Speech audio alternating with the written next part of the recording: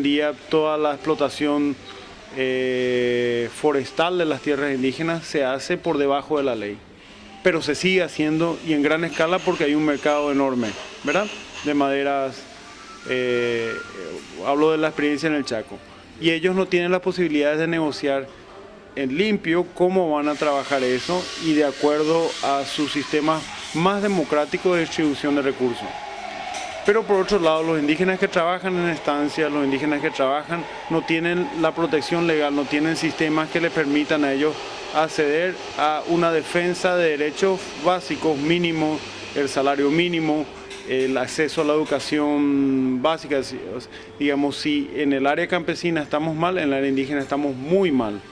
En ese sentido, hay una carencia de políticas estables y buenas, y hay experiencias concretas, digamos, la sociedad también ha generado solidaridad de alguna manera, hay organizaciones, hoy en día se habla mucho de que las organizaciones no gubernamentales se benefician, quizás ese es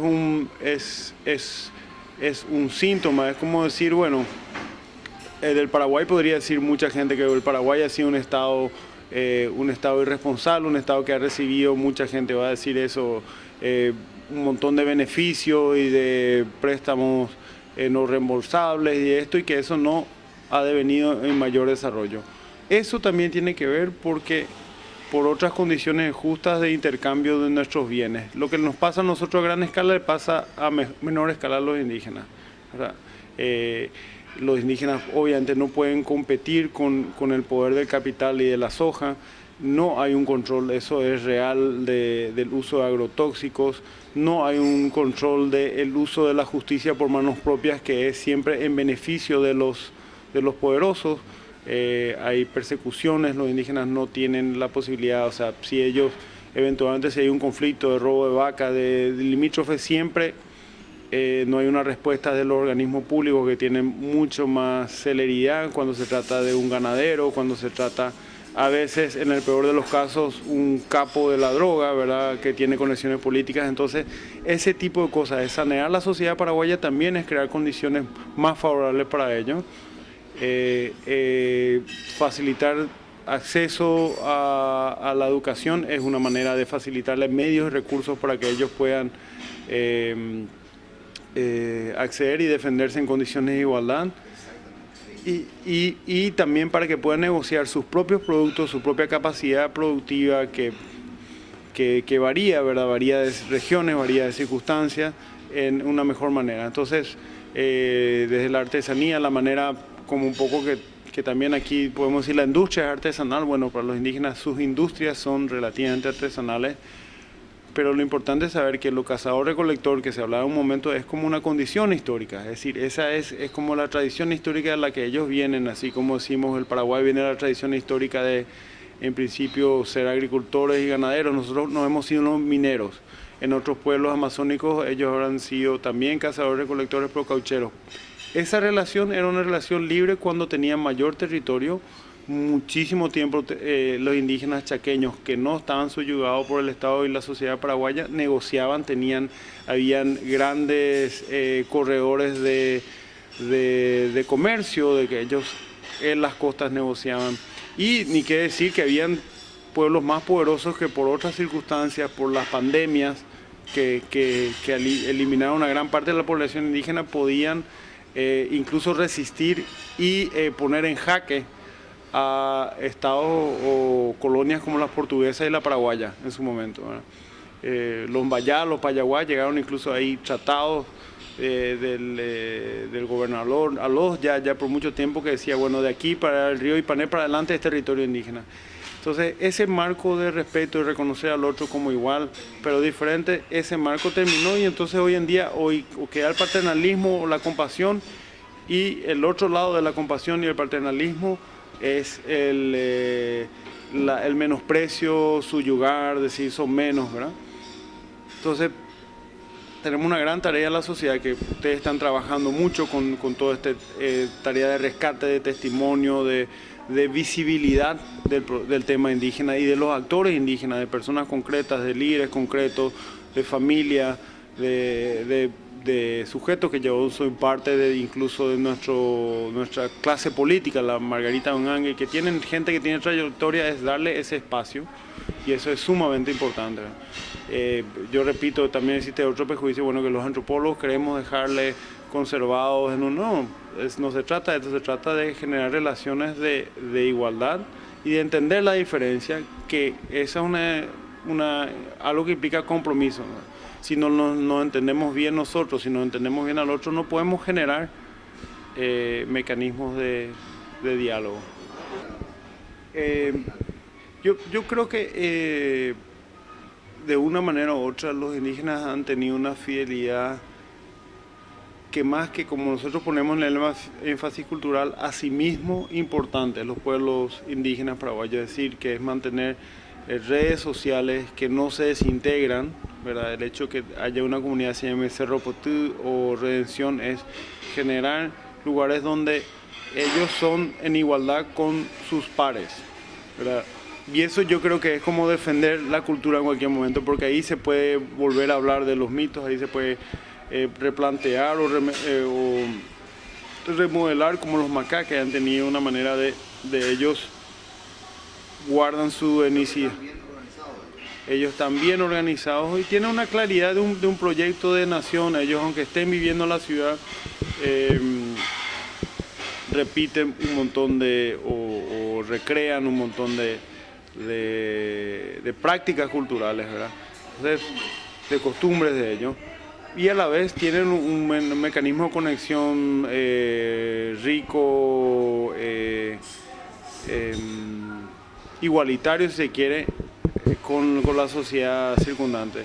Bueno, eso únicamente en muchos casos, si la sociedad no está respondiendo así, que es el caso, en concreto el caso es que en los casos de los pueblos de la región oriental, sobre todo en donde es tierra de nadie, en el sentido que el Estado no ha mediado la relación entre ellos y los ultrapoderosos y los ultra egoístas, voy a decir de una manera, porque pues, hay sectores muy grandes que no tienen un arraigo en el país y sobre todo no hay instituciones fuertes, y eso es lo que ha beneficiado que se expanda la frontera sojera muy grandemente, ¿verdad? Sin control, con presión, con digamos el poder del dinero, ¿verdad? Y el poder del dinero sin regulación en un sentido. Bueno, ahí es donde tiene que haber acceso a la cultura, defensión de donde las comunidades indígenas están apeligrando en los pocos territorios que han recuperado. No tienen a veces la seguridad jurídica, es decir, se habla de la seguridad jurídica para los ganaderos, que no haya invasiones. Bueno, los indígenas tienen una invasión ya sea de sus tierras físicamente o de sus vidas por la soja, por los capangas, en el Chaco es muy conocido el caso de los ganaderos que simplemente sin consultar con comunidades directamente hacen una tierra, cuando fraccionan su tierra decir, esta ruta va a pasar por acá.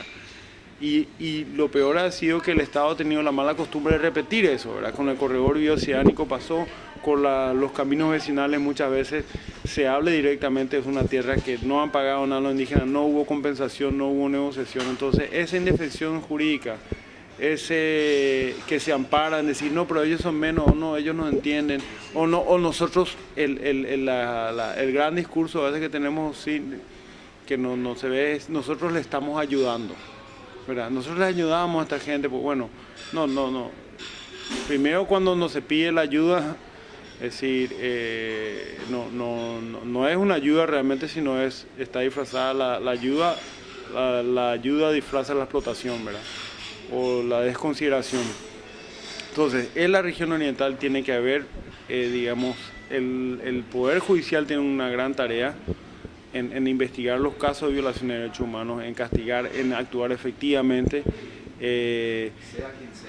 sea quien sea, ¿verdad? El caso, hoy si uno mata una vaca o roba una vaca, tiene una gran seguridad que puede ir preso, ¿verdad? Cuando se trata de un gran propietario, ¿verdad? Si uno mata a un indígena, tiene la garantía de la impunidad, ¿verdad? Y hay casos, o sea, nosotros en Tierra Vía, en el Chaco, podemos documentar una gran cantidad de casos donde esto ha ocurrido. Por otro lado, bueno, esta visibilidad, esta idea que los niños indígenas sepan que sus idiomas pueden ser idiomas de prestigio social, que sus tradiciones o su vestimenta o ciertas formas pueden tener una continuidad. Bueno, eso es lo que permite, digamos, que ciertas tradiciones históricas que hacen parte de su cultura, pero que no son lo único, puedan subsistir. Y en ese sentido, bueno, también son sumamente importantes la manera con que ellos puedan seguir conservando o manteniendo o sosteniendo los atuguazú, el tipo de arquitectura que se usa, que los programas del Estado usen medios de la zona, ¿verdad? A mí me pasó ver en Venezuela que tiene un discurso muy progresista, muy simbólico, ver cómo se han repetido la casa social, el modelo casa social, que es una caja de zapatos y cemento sumamente calurosa en las comunidades indígenas, ¿verdad? Bueno, ese tipo de cosas, no recuperar también ciertos sistemas, por ejemplo, en el tema del agua en el Chaco, que hoy en día es una y otra vez. Hay gente que trabaja en el agua que dice, bueno, en el Chaco lo que hay que hacer es cosechar el agua, ¿verdad? Y las viviendas indígenas podrían estar si tuvieran, incluso a nivel familiar, ¿verdad? No hay veces que a veces se piensan grandes soluciones que no son sostenibles porque no hay ningún actor que pueda hacer, es como crear un gran espacio que la gente no tiene un mantenimiento muy alto. Entonces, yo digo esto como lanzo ideas, pero yo creo que tienen que seguir los canales también para que estas ideas se puedan discutir en concreto, ¿verdad? Porque si tenemos, como vos conocés, por ejemplo, mejor el área de Mambay, probablemente sabés mejor en qué comunidades está faltando esto o lo otro, en qué comunidades hay problemas derivados por las relaciones con los vecinos, que esas relaciones con los vecinos sean unas relaciones fortalecidas, ¿verdad? A veces en el discurso político general hay una mayor oposición y dialéctica y, para hablar maripo, lucha de clases o de intereses, pero en contextos locales a veces eso está mejor manejado, ¿verdad? Entonces conocemos algunos casos, algunos ganaderos que les han integrado a las comisiones ganaderas a los indígenas. Hoy los indígenas no tienen cabida en otras asociaciones, no tienen la rural, por ejemplo, podrían perfectamente ser parte de la rural como los pequeños ganaderos indígenas, ¿verdad? Como los pequeños ganaderos campesinos, porque además son sectores que han tenido beneficios permanentes del Estado en créditos, en apoyo. Los productores H de soja, los productores H están produciendo, entonces tenemos que ver que ellos tengan las condiciones que sus productos no sean simplemente, el beneficio no sea mayor para los acopiadores, ¿verdad? Los comerciantes indígenas que puedan tener, ¿verdad? Hoy en día un gran problema es que no hay acceso a productos baratos, ¿verdad? En el Chaco venden los macateros, bueno, también tiene que ver con la reproducción de la pobreza, ¿verdad?